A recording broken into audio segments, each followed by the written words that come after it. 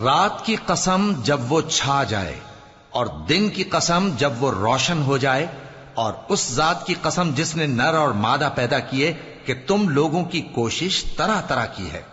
سو جس نے اللہ کے رستے میں مال دیا اور پرہیزگاری کی اور بہترین بات یعنی کلمہ توحید کو سچ جانا،